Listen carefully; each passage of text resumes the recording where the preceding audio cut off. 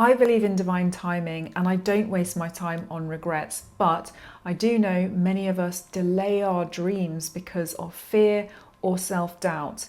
We can spend decades in a job that we hate or a relationship that drains us. I've been there and I want to help you avoid doing the same thing.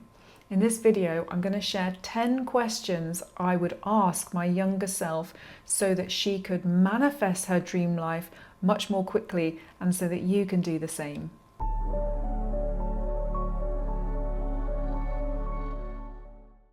The first question I would ask my younger self is, who would I be if there was nothing wrong with me?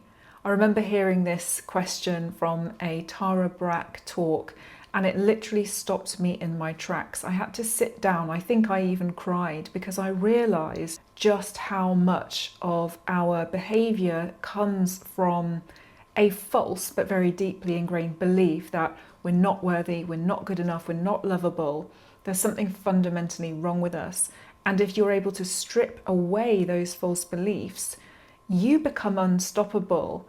So when I connect to this question, it immediately connects me with a version of myself that is elevated, that is creative, that is powerful, that is a force for good in this world because she is not hampered by these false beliefs that have been holding her back. So ask yourself this question and see what shifts. The second question is, what do you plan to do with this one wild and precious life? This is a question from a Mary Oliver poem called A Summer's Day. In this poem, she's in a field and she is observing the behavior of a grasshopper. And really what this beautiful question is asking us to contemplate is presence, is simply acknowledging the beauty around us. It's saying, yes, this life is fleeting. This life is so precious. How can we use that knowledge to come into the moment now and honor the things that are surrounding us so that we don't see productivity as a driving force, but rather a consequence of the way that we're connected to ourselves and to nature and all that is amazing around us. Question number 3. If a friend was going through this, what would you say? You are so much wiser than you give yourself credit for. When I'm with clients, often when they're describing a problem to me, I'll invite them to ask themselves, if a friend was describing this problem to you, what would you say? How would you coach them through this? And what happens almost every single time is that the person realizes through their own words, through imagining guiding someone else through the problem, that they have all of the wisdom that they need already within them. And it's such a powerful practice because we often just don't give ourselves credit for the things that we already know and the ways that we're able to help ourselves. So when you're struggling, ask yourself this question and allow your medicine to come forward and then take that medicine, follow your own wisdom. Question number 4 is just why, and then why again. Let's say you want to manifest more money and you ask yourself why. And you say, okay, I want to feel safe and secure. Why do you want to feel safe and secure? Maybe it's because I'm afraid I won't have enough when I'm older. When I asked myself these questions recently, I had a very deep realization that actually hit me pretty hard.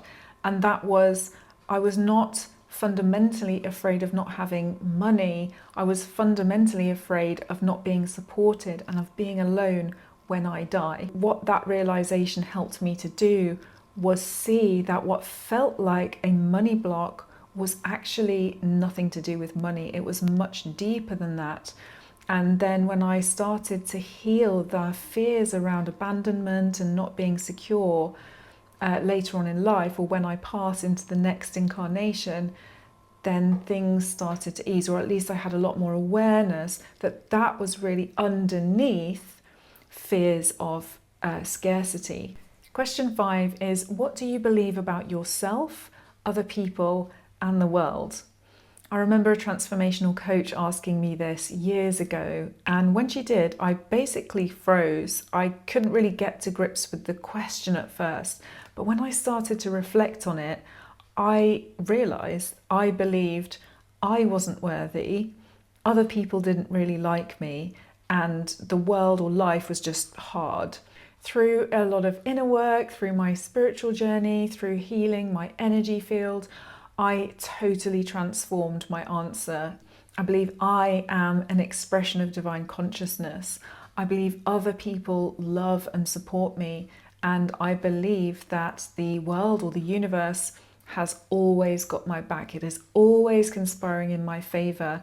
And the difference in the way I am able to express myself and move through this reality based on the shift in fundamental beliefs about those three things is incredible. I cannot describe to you how different I feel as a person having gone through this transformation. Before we get into the next 5 questions, if you are enjoying this video, please give it a thumbs up and subscribe to the channel. Question number 6. What would you do if you couldn't fail? Fear of failure is possibly one of the biggest reasons we procrastinate. But just imagine for a moment what you would pursue if failure wasn't an option.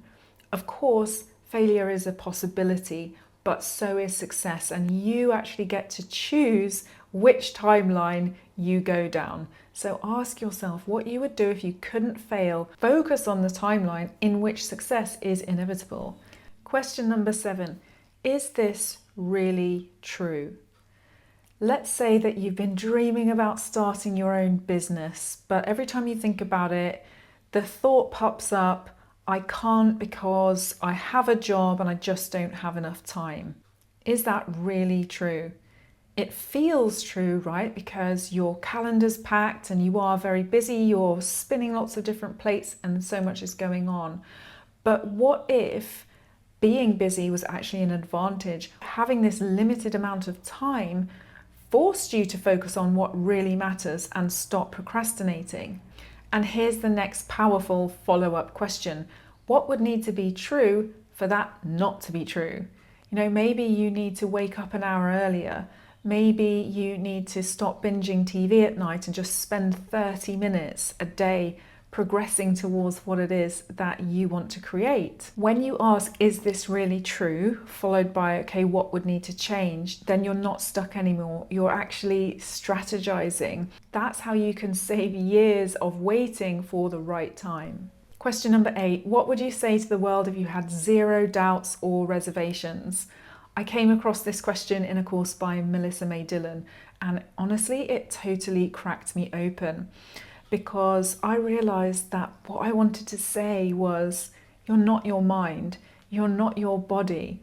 You are an energetic being, an expression of divine consciousness, and you don't have to be fearful about death because energy can never die.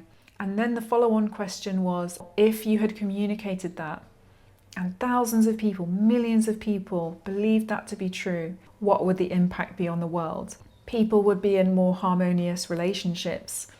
People would be happy, self-actualized beings. People would, as a result, start treating each other better. They would treat the planet better.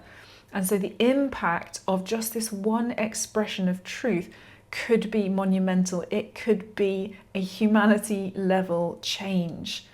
So ask yourself, what would you say if you had no doubts or fears or reservations, and lean into the impact that could potentially have on the planet, on humanity, and see what happens. Question number 9, where do you feel this in your body? So often the things that are holding us back aren't just in our minds, they're energetic. So recently I was working with a client and we were going through some issues around relationships. When we tuned into where the difficulty and struggle felt like it was in her body, we realized there was a lot going on at the throat. So we tuned in, we did some energy clearing, and she felt like a lot had shifted around her ability to express herself and not to hold herself back in relationships. If something comes up, fear, anxiety, doubt, whatever the issue is, just pause and tune in, ask yourself, where do I feel this in my body? It might be tightness in your chest, it might be tension in your shoulders, maybe there's a knot in your stomach, heaviness, whatever it is, trust what comes up because your body will tell you the truth. Once you've identified where it is, you can really allow your awareness to go to that space, Take some breaths into the area, and then imagine energy flowing freely through that place of tension, dissolving any heaviness, any tightness, letting it just be dispersed. And you can even imagine light or warmth, again, just gently healing into that area. And as you do this over and over again over time, you will shift your energy and start to feel much lighter. Question number 10 is, who will you be 10,000 years from now? I heard this question from Alberto Violdo, and it completely expanded my consciousness, because it really did help me to connect with the eternal nature of my soul. And I feel like from that perspective, everything starts to look a bit different. The fears that we have, the small things that are keeping us restricted, seem to fall away, and you start to tune into the legacy that you want to have, the future generations you want to impact, and also just to the vast, timeless awareness of which we are a part. If these questions resonated with you, but you'd like to go a bit deeper, then I am accepting applications for one-to-one coaching, and I will leave a link in the description below.